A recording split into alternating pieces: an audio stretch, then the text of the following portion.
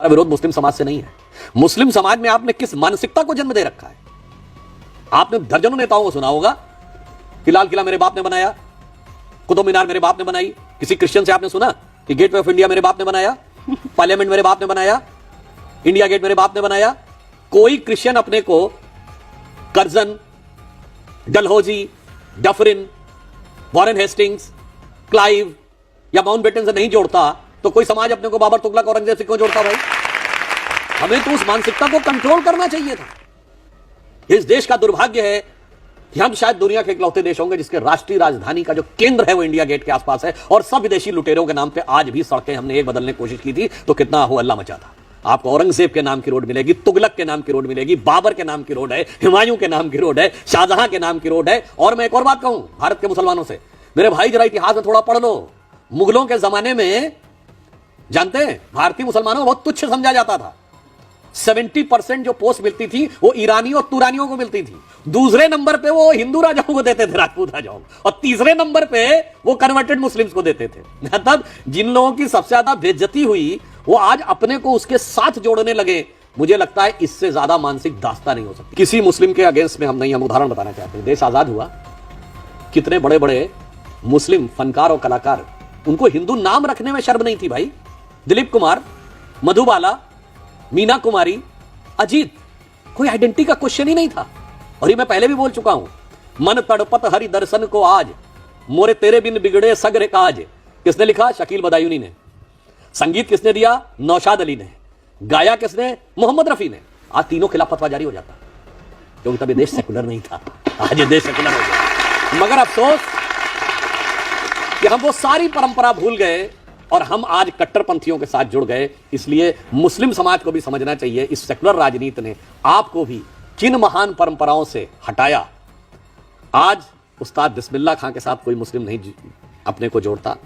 Brigadier Mohammad Usman Bharat की सेना का पहला गैलेंट्री अवार्ड विनर, उसके साथ नहीं जोड़ता। वीर अब्दुल हमीद के साथ नहीं जोड़ता। अशफाक उल्लाह खां के साथ नहीं जोड़ता। सैयद इब्राहिम रस खान महान कृष्ण भक्त कवि, उनके साथ नहीं जोड़ता। आलम शेख महान कृष्ण भक्त के कवि, उनके साथ नहीं जोड़ते हैं।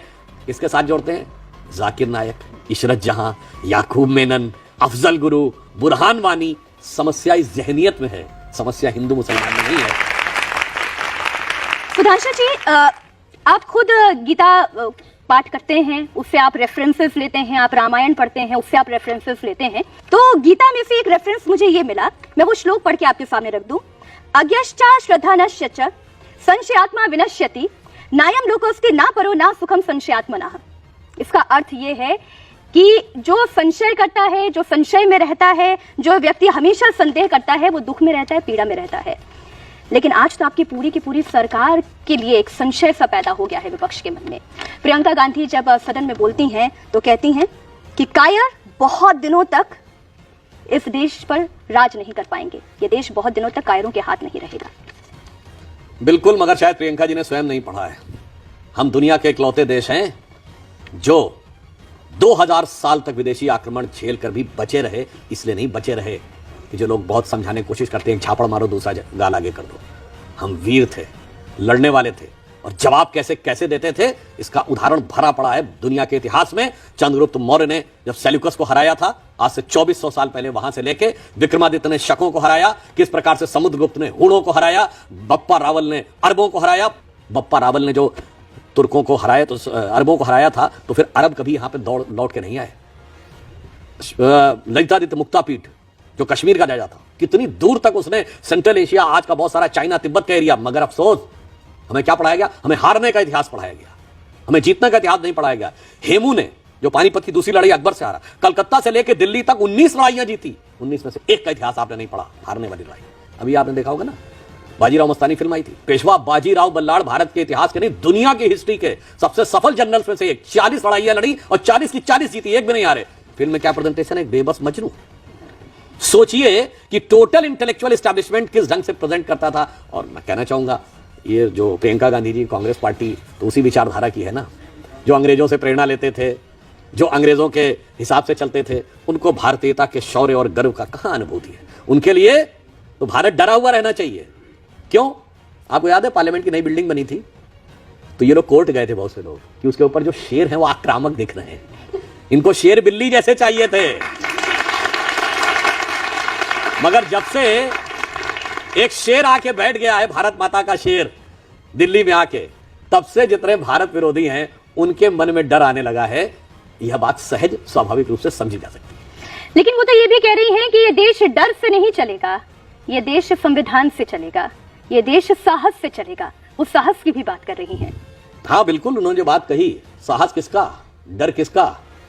मैं याद दिलाना चाहता हूं, करीब 12-15 साल पहले की एक फिल्म है वेडनेसडे, नसीरुद्दीन शाह की। उसमें एक डायलॉग है कि आज जब कोई व्यक्ति घर से बाहर निकलता है तो हर 2 घंटे के बाद उसकी पत्नी उससे फोन करके पूछती है ऑफिस पहुंच गए कि नहीं, चाय पी ली कि नहीं, खाना खा लिया कि नहीं। कि हाँ, वो ये नहीं जानना चाहती हर घंटे 2 घंटे के बाद कि चाय पिया, खाना खाया कि नहीं। वो ये जानना चाहती तुम जिंदा हो कि नहीं, क्योंकि ये वो दौर था जब इस देश में कहां धमाके नहीं होते थे। दिल्ली में, मुंबई में, गुवाहाटी में, पटना में, गया में, हैदराबाद में, चेन्नई में, नागपुर में, पुणे में, लखनऊ, फैजाबाद, वाराणसी, जयपुर। एक ऐसा इलाका बताइए जहां धमाके नहीं होते थे। चलती ट्रेन में धमाका, चलती बस में धमाका, रेलवे स्टेशन पे धमाका, बस स्टेशन पे धमाका, लिखा रहता था छूना नहीं, किसी चीज में धमाका हो सकता है। तब प्रियंका गांधी जी को डर नहीं लगता था।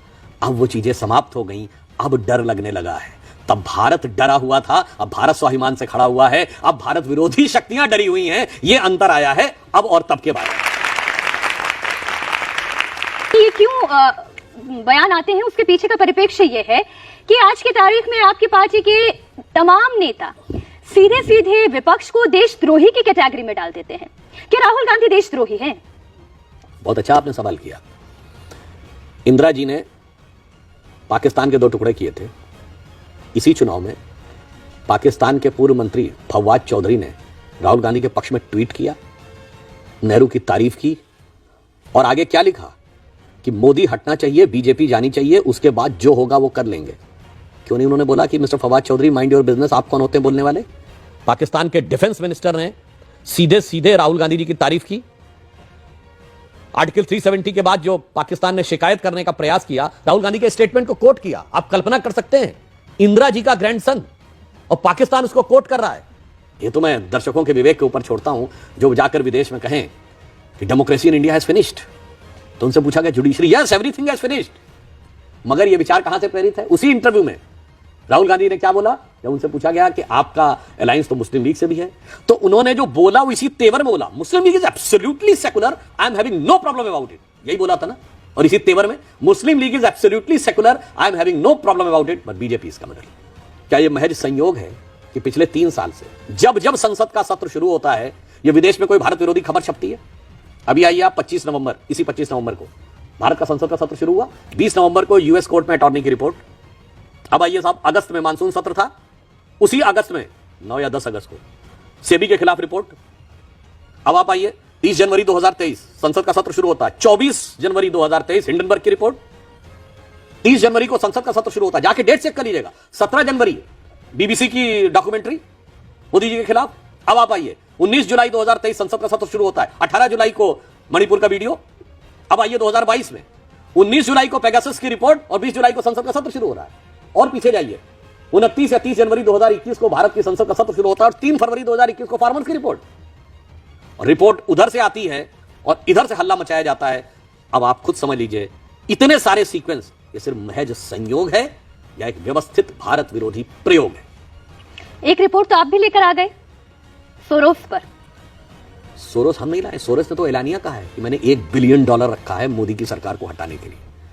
मैं विनम्रता और चुनौती से पूछता हूं, कोई भारत के इतिहास में कोई ऐसा चुनाव बताइए जब किसी विदेश में बैठे हुए पैसे वाले व्यक्ति ने, लोग बहुत कहते हैं ना कि वो पूंजीपतियों, अरे पूंजीपतियों का पूंजीपति बोल रहा है और पूंजी का अमाउंट बता के बोल रहा है मैंने $1 बिलियन रखा है मोदी की सरकार को हटाने के लिए। अब बहुत साफ बात थी, इतनी बातें वो कह रहे हैं, एक लाइन में बोलना चाहिए ना कि सोनिया गांधी जी उस फोरम की को प्रेसिडेंट हैं या नहीं, बात खत्म हो जाती। राहुल गांधी की यात्रा में चलने वाले सलील शेट्टी सोरस फाउंडेशन के वाइस प्रेसिडेंट है, सोरस ऑर्गेनाइजेशन के हैं या नहीं, सीधे बोल देना चाहिए था, बात खत्म हो जाती। ये जो आरोप प्रत्यारोप आपके और विपक्ष के बीच में है, इससे इतर जो आपने पहले इससे बात कही और आपने ये कहा कि हम लॉजिकल बात कर रहे हैं। आप ये कह रहे हैं कि हम संस्कृति और सभ्यता की बात कर रहे हैं। विपक्ष को परेशानी इसी बात की है कि आप हिंदुत्व, सनातन, महाकुंभ, प्रयागराज, आप ये सब बात करते हैं, आप दूसरे पक्ष की बात नहीं करते। इस हिंदुत्व सनातन के नैरेटिव को पिछले 10 सालों में इतना ताकतवर और इतना बड़ा बना दिया गया है कि उसके इर्द गिर्द बाकी तमाम नैरेटिव खत्म कर दिए गए हैं। देखिए, ये भारत की पहचान है। अभी कुंभ